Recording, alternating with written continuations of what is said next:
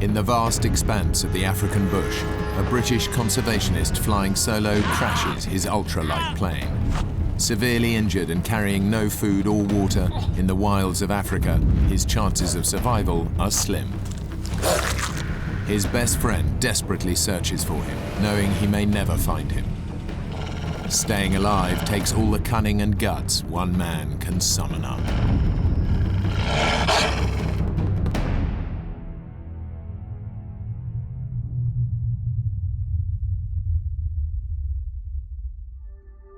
Zimbabwe, Africa, home to some of the most varied animal life in the world, much of it under threat from poachers and encroaching civilization.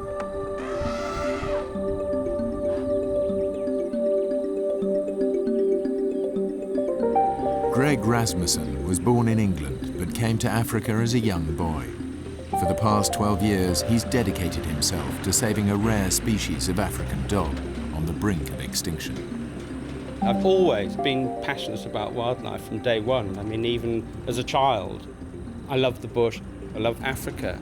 It holds an endless fascination. I mean, it's always changing, and there's just so much to learn. It's like a book that just never ends.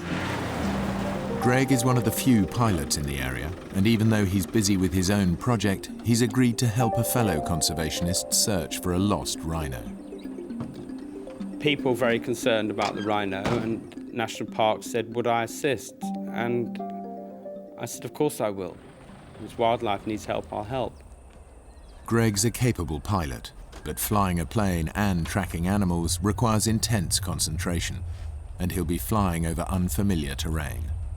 And I was aware of that, I was fully aware of that, but we had rhinos that needed locating. There were poachers out there. I mean, you can't turn your back. I can't turn my back on things like that.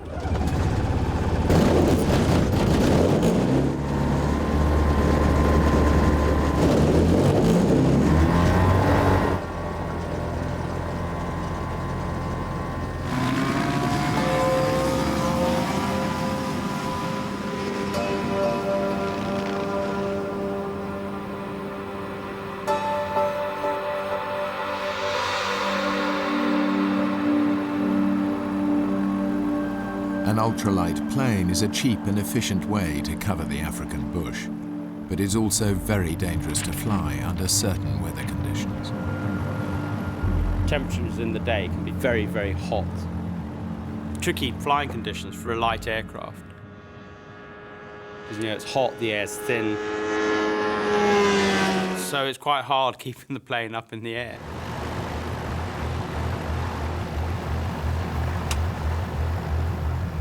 This was a very harsh, dry, rocky, rugged area.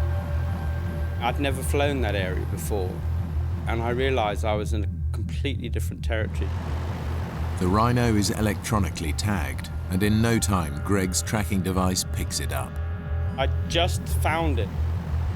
I hadn't actually seen it, but I realized that it was alive by this movement signal. And I was just starting to circle out. And as I turned the plane, suddenly I went into something known as a wing stall. Literally, one wing's flying and one wing isn't. Suddenly I had this gut-wrenching feeling.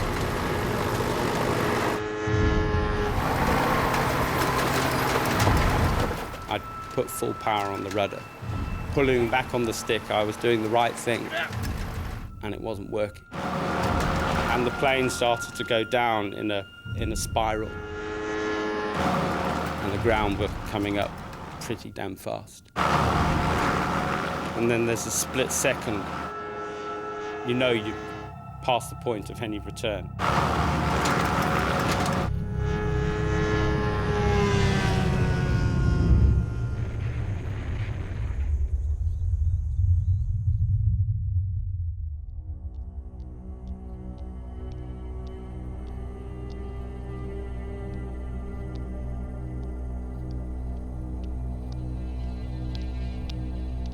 I almost didn't want to open my eyes. I didn't know what I was going to see, what I was going to feel, what I was going to find.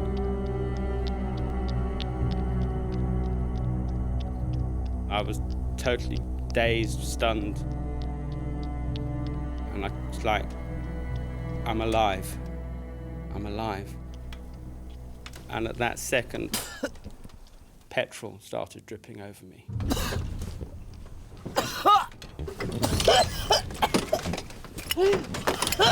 And I just pulled myself out, literally almost fell out of the plane. As the petrol started to come down, I had these visions of this wall of fire.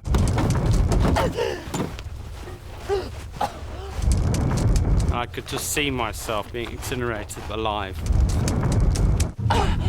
And I knew my legs were doing nothing. I couldn't do anything with the legs at all, but I just had to get away from this plane. I mean, this thing was a nightmare now.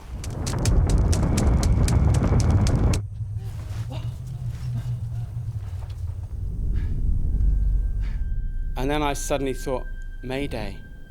I've got to call Mayday. And I didn't want to go back to that plane. I didn't want to go near it.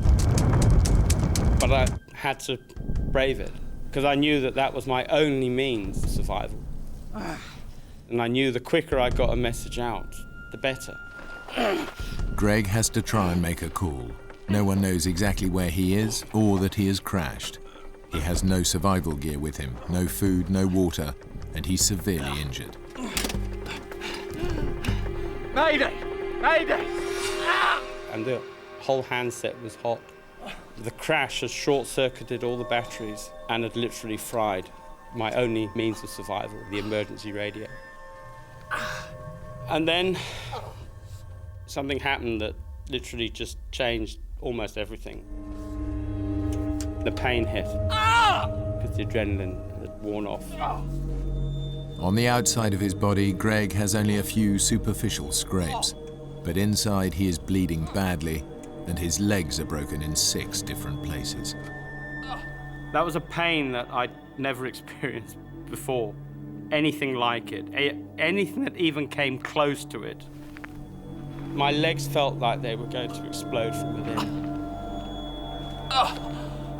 My feet were just doing this.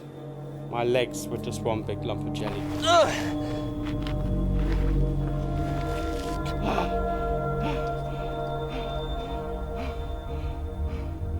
And I realized I had to stay in control. You know, I had to be in control of the situation, because if you lose control, that's it. I was going to be a goner.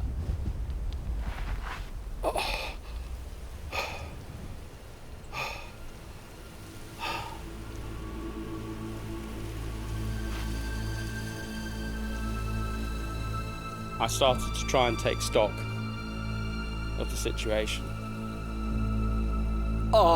And it was quite a harsh reality. I suddenly realized there was no 999. There was, you know, if I was going to get out of this, it was only going to be me and me alone. Greg is over 70 miles away from the nearest road. By the time anyone realizes he's in trouble, it may be too late. The brutal heat of the African sun will bake him alive. If he survives that, he will face worse horrors.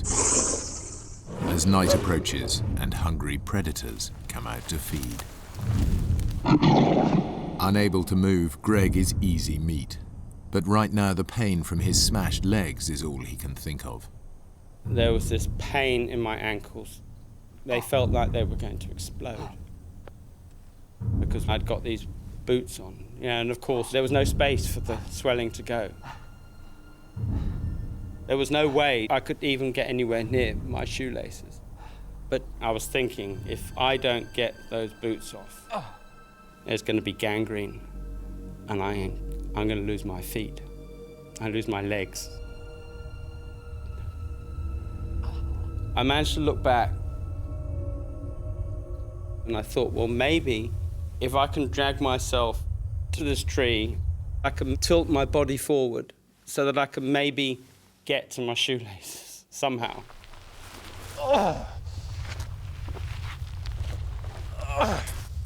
I wanted to stop that pain. Because, I mean, it was like my foot was exploding.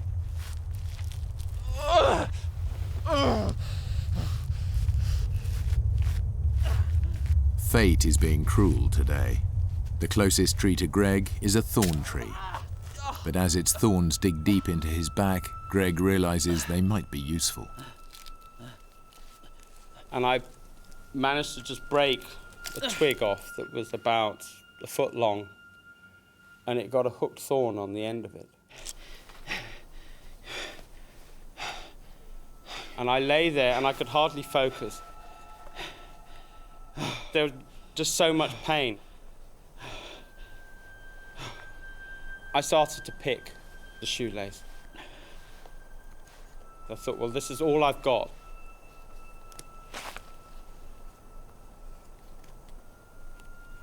And I remember I had a little flashback to childhood, because I was always absolutely useless with shoelaces. I then realised I had one chance. If I pull and the knot doesn't spill, then I've blown it. That's that foot gone.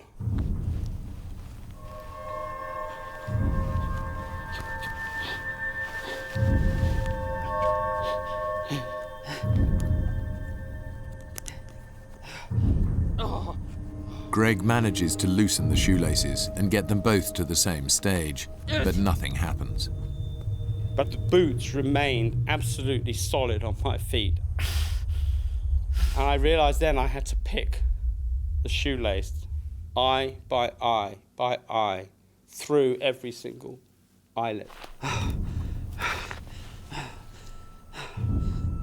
And all the time, all I'm thinking of is, if I don't get those boots off, I'm going to lose my feet. And it was almost, it was like a nightmare.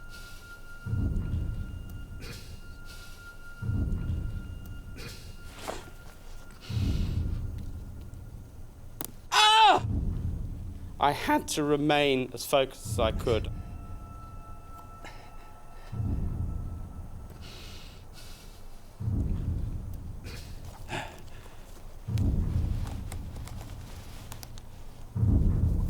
And I picked and I kept on picking until I finally got to the point where the shoelace was free. Ah! Loosening his boots isn't having the effect Greg expected. The pain is just as bad because his feet keep swelling up to fill the newly expanded space. He has to try something else. I saw a stick. And that was all there was. I thought, well, that's the only tool there is that I can see other than rock. I'll go for that. And as I even just touched the shoe, the pain was just, it was terrible. And I thought, oh my God, I'm not, you know, and now I've got to push this. And absolutely bizarre, you know, then I had a flashback to a movie. You know, I mean, ridiculous.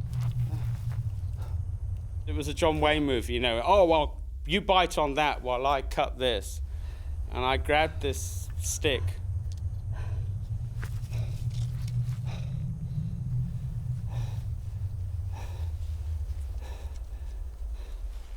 And as I pushed and I bit,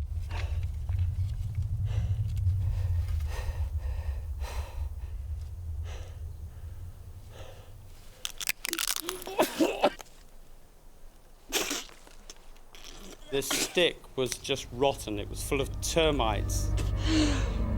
And my mouth was now even drier than before, and I went, but I pushed with such force. The shoe came off. And I just forced the other shoe off.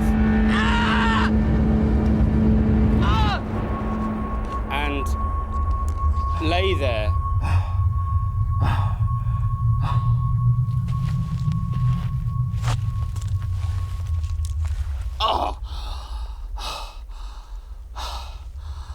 And I looked at my watch.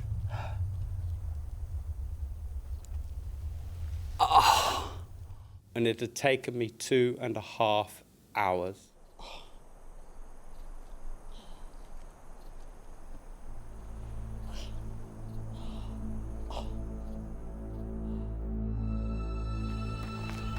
200 miles away, Greg's best friend and colleague, Peter Blinston, waits for him to return. Together they run a conservation project dedicated to saving the African painted dog, one of the world's most endangered species.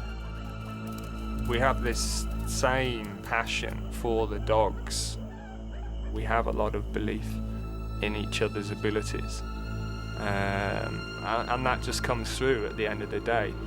Peter, phone call please. And the phone rang. I just felt nervous. This kind of sense of something's wrong. Yeah, Peter. It was Norman English, he's the warden over at Cinematella. He said, Greg's missing. People talk about this kind of cold hand or something that grips you, but I really did just go like icy cold. I was then thinking, I have to find him. In the heat of the midday sun, the temperature is now over 100 degrees. Greg hasn't had any water for over 24 hours, and his body is rapidly showing the effects of dehydration.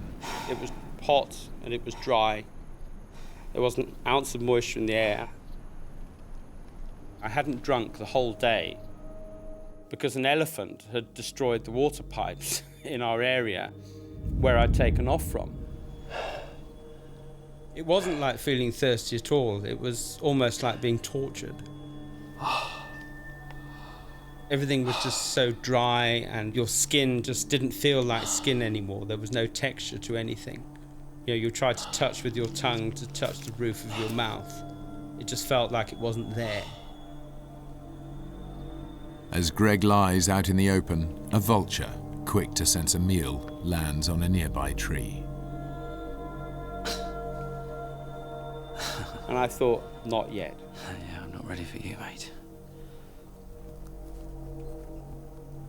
It was scorching hot. You know, dehydration was going to be my next enemy to deal with.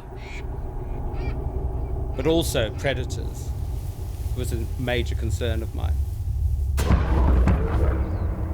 The animals that Greg devotes his life to saving could now turn against him. The landscape is alive with wild beasts looking for food. They may look sleepy and harmless in a city zoo, but in their natural habitat, they are deadly.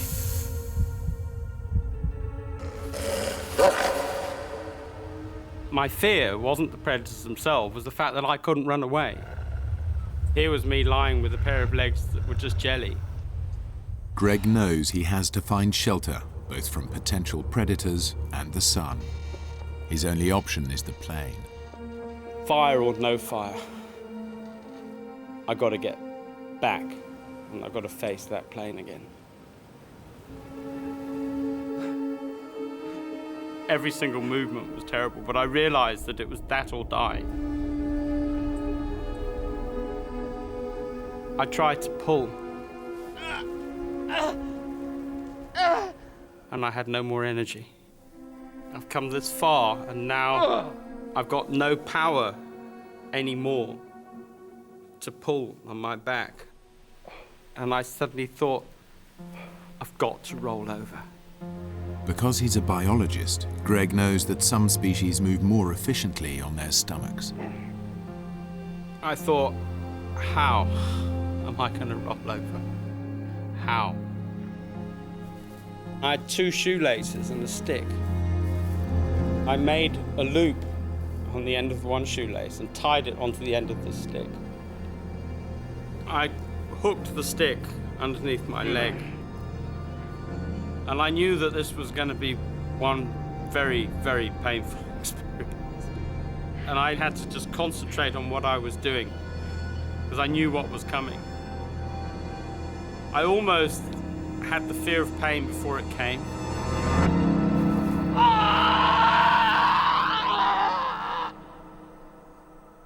Just as I rolled, I heard a crack. It wasn't the stick, it was my pelvis was broken. With the temperature now hovering at 110 degrees, Greg is literally frying in the sun. As he drags himself towards the shade of his downed aircraft, his thoughts turn to other dangers that threaten his life. Being in the bush for so many years, you get to know absolutely every single noise. You know every footfall. You know which footfall belongs to which animal.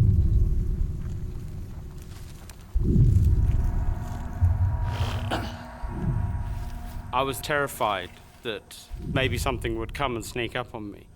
And I couldn't do anything, I couldn't run.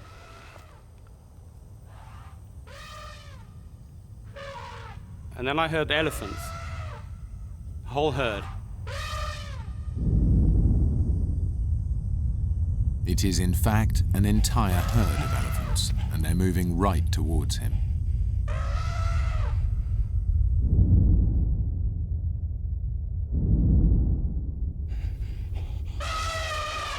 And I thought, they've got to sense that I'm here. If they detect you at the right moment, that's fine. If they detect you too late, that's the scary bit. Because then you're in their attack distance. And I thought, if the wind is wrong and they don't detect me until the very last minute, that's when I'm in trouble. And then suddenly there was this huge screech of...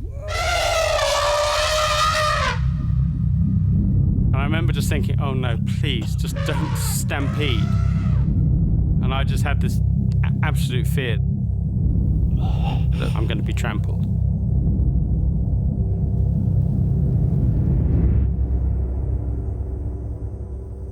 Greg has dodged a bullet.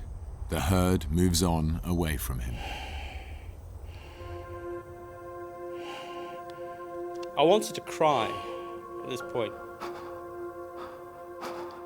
And I realized then that I couldn't have cried even if I wanted to. There was no moisture for me to expend on tears. They wouldn't have come anyway.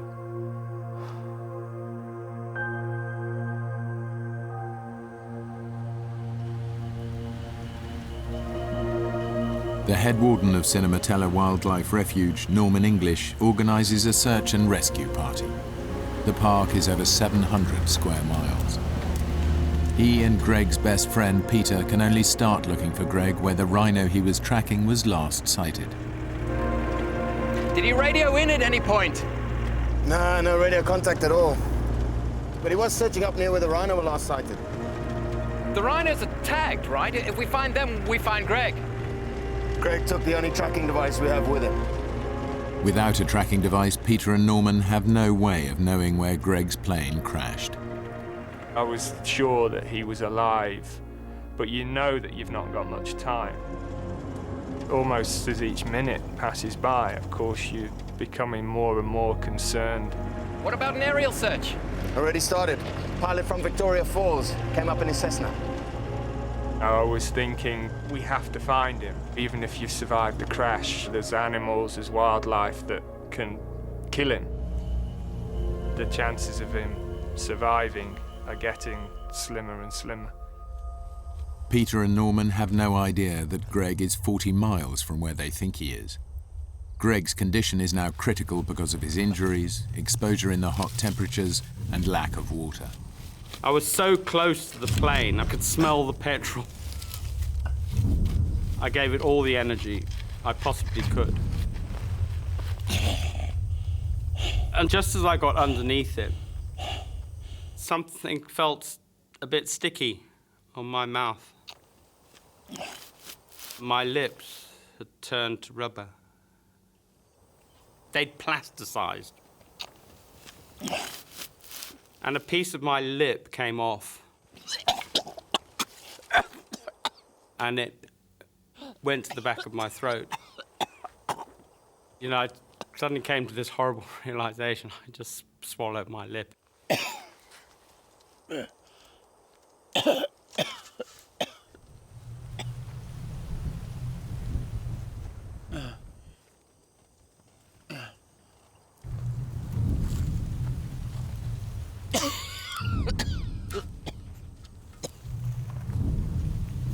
But But within moments, Greg has a new worry.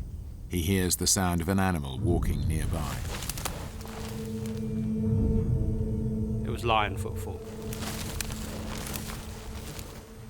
And I listened very, very carefully, and it was getting closer and closer. And then I heard this call. It was a lioness. And lionesses have a very distinctive call they use when they're calling cubs. And obviously, because she was a mother with cubs, that makes her far more dangerous. Greg knows that animals in the wild have a unique defense strategy. They make sharp, sudden noises to scare off their enemies. As the lioness moves in closer to Greg, he knows that creating a noise at the right time is his only defense. When he finally sees the big cat's silhouette, he makes his move.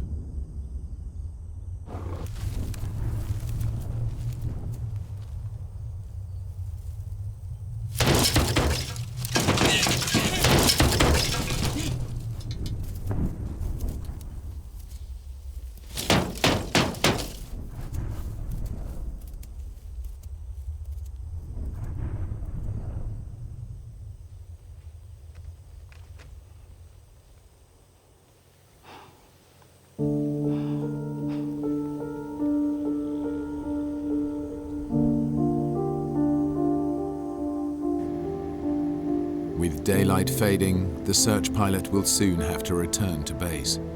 There's still no sign of Greg or the wreckage.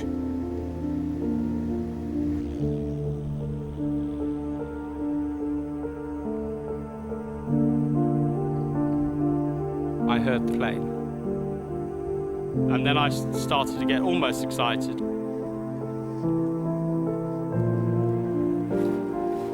And then I thought, no, I'm still a needle in a haystack. They had an area to search of about 1,000 square kilometers. And I wanted to scream, I'm here, I'm here, I'm here. Hello! Hello! I almost wanted to will the plane in, come my way, I can hear you, please. Hello!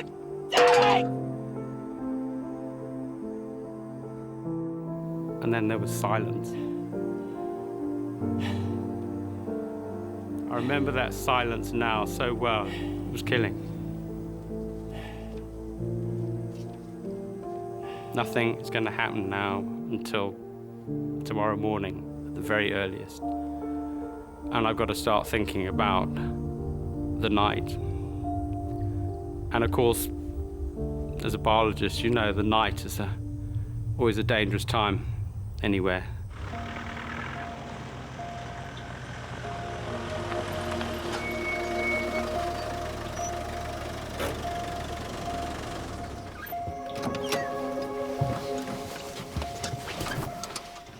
It probably won't help much. I'm just going to take the Land Rover out, see what I can find. There's no way you're gonna find him in the dark. We don't want to lose you too. I won't be long. I'll be back soon.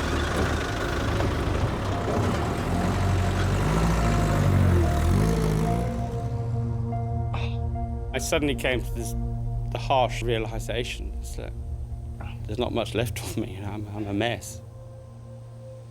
And I actually, at that point, I thought, do I really want to carry on?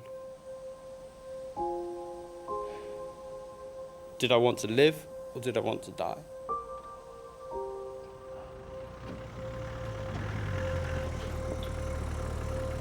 As the night closed in, it was that awful feeling. It was really awful. I was trying to imagine what it would be like for him now, still being out there. I thought about my life, and I thought, well, I've had a good life. I have achieved. I was suddenly, for a very short period of time, I was at total peace with myself. I wasn't afraid of it. I wasn't afraid of that death experience. I suddenly realized that I had it in me, the power to just switch off and just let myself go. people started to voice their doubts that he was now alive, I was thinking about what they were saying, and for a moment, thinking maybe they're right. But I wouldn't hear that. Greg wouldn't give up, and neither will I.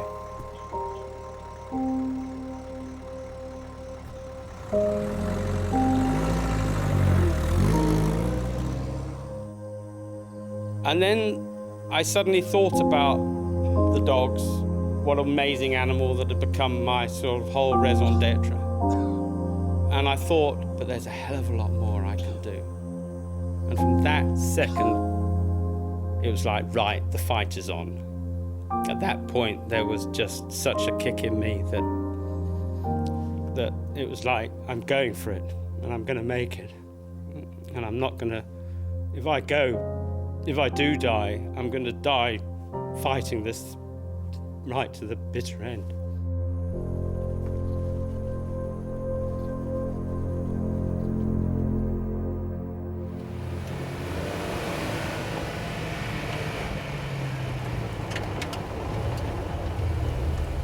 Night comes on very quickly in Africa, and with it a blanket of darkness that provides cover for the predators.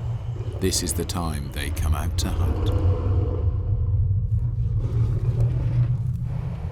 I was trying to picture how terrifying, really, it would be, even for somebody like Greg.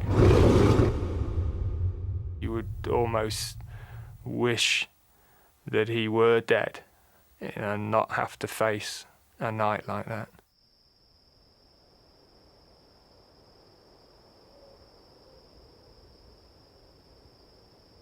At that point, there was this total silence.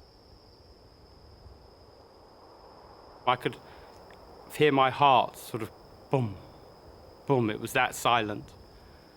And it made me very conscious how totally alone I was. All I wanted now was for that night to end.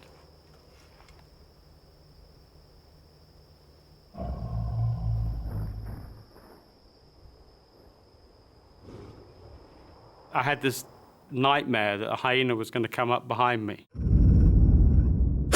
I know what hyenas are capable of. Bone crushers, as they're also known.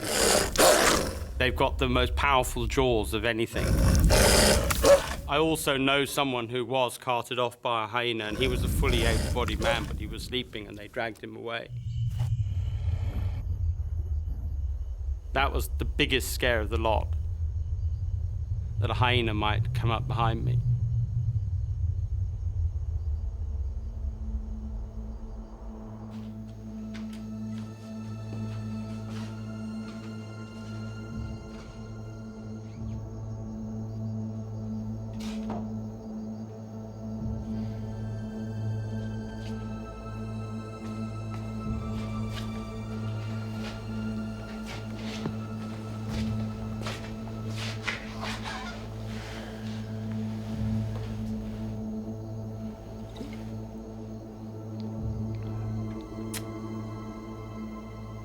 Are you all right? Yeah. Thanks, Norman. Peter, the men feel like Greg may not have made it. You'll get through this. He's a stubborn beggar. Yeah, well, you know him better than they do. They, don't think there's any point in him going out again tomorrow. He's alive, okay? You know Greg. He wouldn't give up. I won't either. I'll talk to the pilot and the others, see if they can give us another morning at least. Thanks.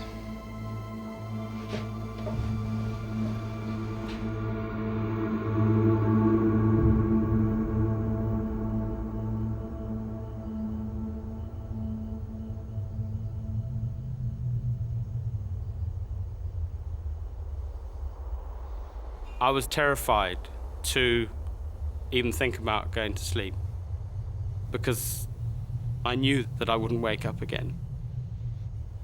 That would be it.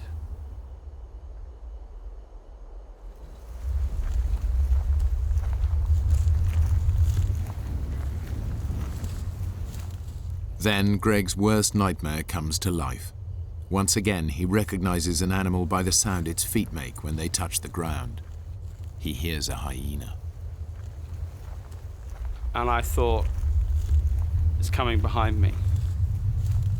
And it's going to come right in the worst spot. It's going to come round the back, which is where I really had absolutely no control.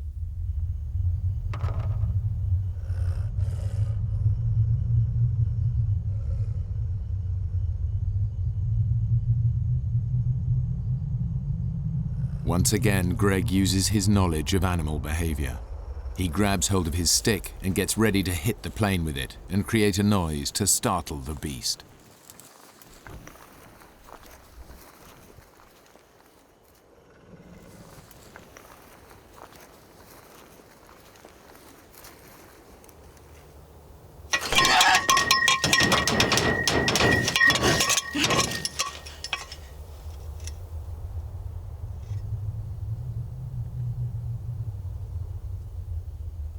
And I waited until it seemed like forever.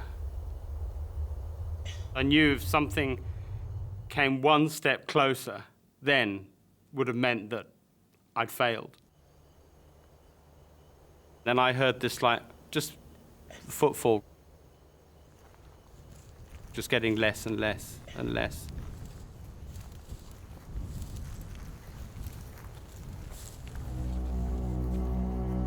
I remember lying there at that particular point thinking, is there anything else that's going to be chucked at me? You know, what else is going to come? You know, what other brick's going to come down?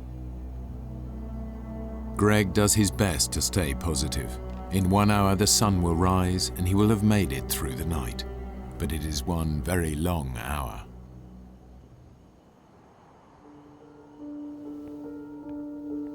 It was very frustrating waiting for the daylight to come. I contacted our office. We had 15 people that could come over and help with the ground search so we could cover a wider area. And they were there. They came, ready and waiting to help with the search.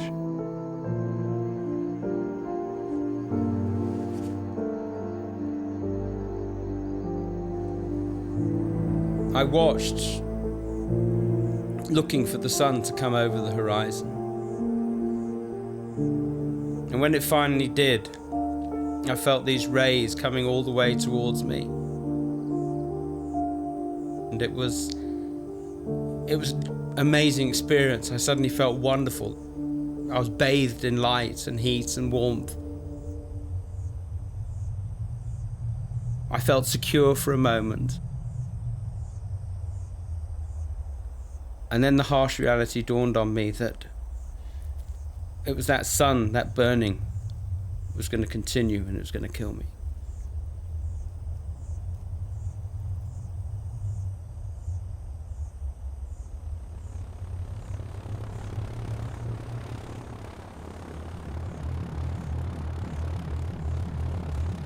At first light, the spotter plane sets out again. It'll make a systematic search of the places where Greg's plane might have crashed. At Peter's suggestion, Norman is on board. He knew the area better than anybody. I really felt strongly that if anybody was going to find Greg, it would actually be him. The additional members of the search team fan out, but they're still looking in the wrong area. It's been nearly 24 hours since Greg crashed, a deadly amount of time to be out in the African bush injured and unarmed. You know, I was beginning to doubt if he'd survived. Greg has a global positioning system, yet the technology is useless if he can't tell anybody else where he is. But every time he turns it on, it records the exact time. I was checking on the GPS, trying to get the coordinates and times. And then I suddenly had this horrible feeling that this GPS was almost acting like a record of when I was still alive and when I died. If I was dead when they arrived, Peter would pick up the GPS and he'd look at it and think, oh my God, he was alive at, I don't know, 11:40. And it's now 12 o'clock, and if only we'd... And he'd have been left with this eternal guilt. And I almost wanted to destroy the GPS at that point.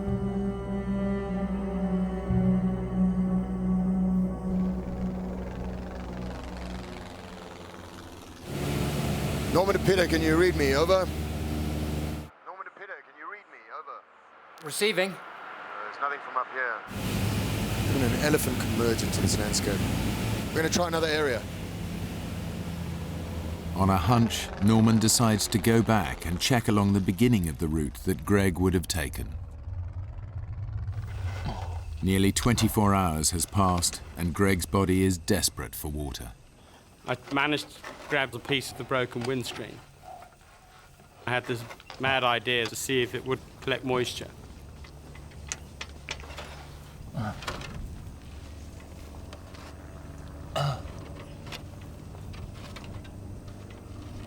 And then I heard this plane. And when I heard the plane get louder and louder, I thought, right. I was going to try to see if I could get something out of that radio. Basically, it was all I had left that I could think of. Even if it gives the weakest signal, it's worth a try. And I gave it all I'd got. I remember it now. Mayday.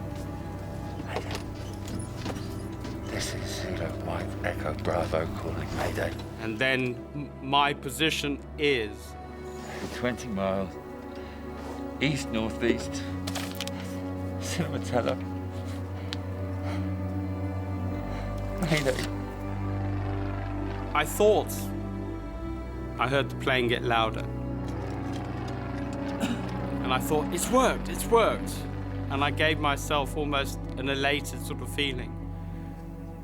But that's because that's what I wanted to hear. I knew I was lying to myself.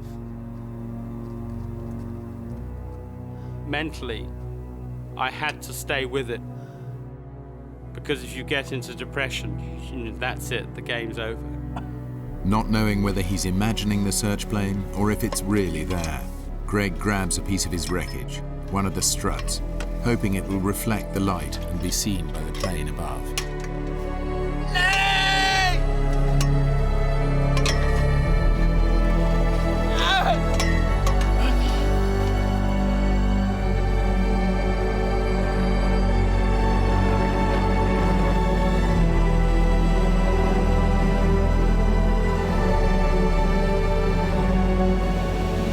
Mayday, all search parties. We've located the wreckage 40 miles south of the main search area. No sign of Greg.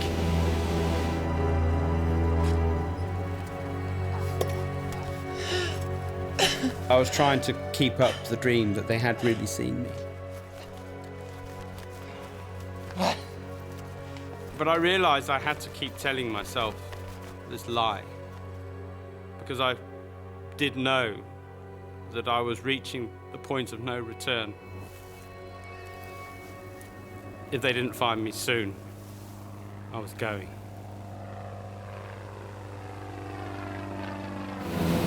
We can't land. I repeat, we can't land. We're going to have to go by road. Meet back at the base camp immediately. I repeat, meet back at the base camp immediately. I felt numb. I wanted to see, what was there. I wanted to see Greg. I wanted to just get to the site.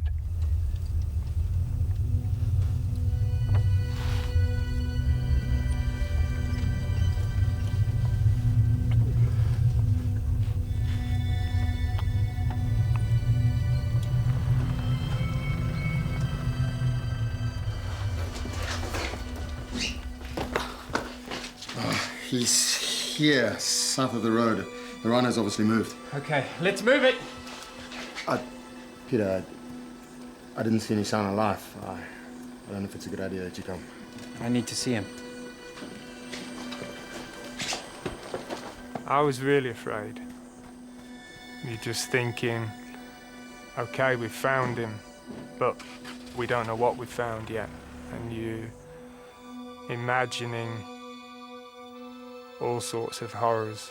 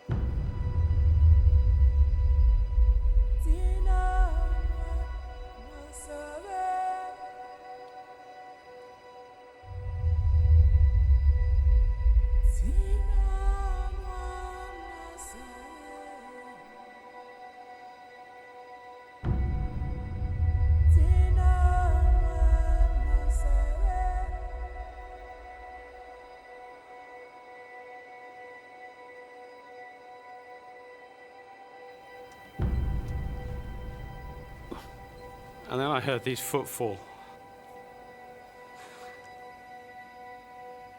I can't describe.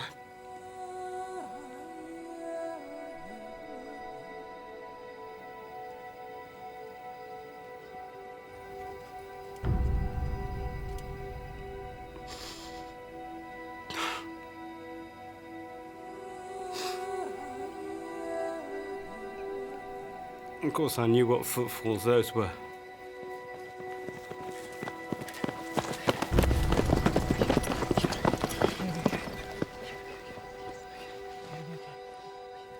And among them was Peter. And I suddenly looked and I couldn't believe it, that was him. I couldn't even speak to anybody. And people were just saying, what happened? And I just had to say, wing, stall. And that's all I could say. It was really overwhelming. He'd survived. And it was sort of affirmation of my belief in him. The feeling that I wasn't going to die was just indescribable. I'd fought this and I'd won.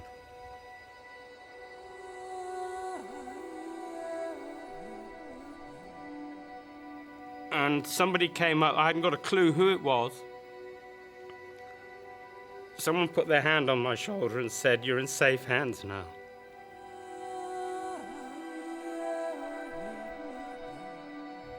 Since the accident, Greg has undergone more than 100 operations to save his legs.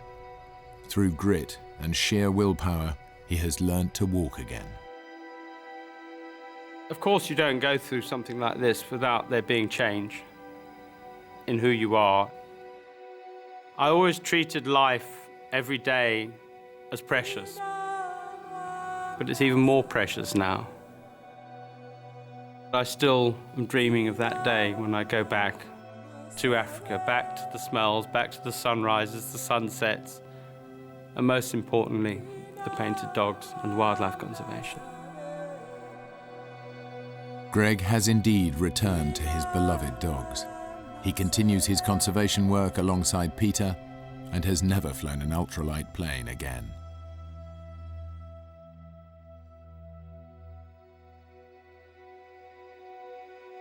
Tina,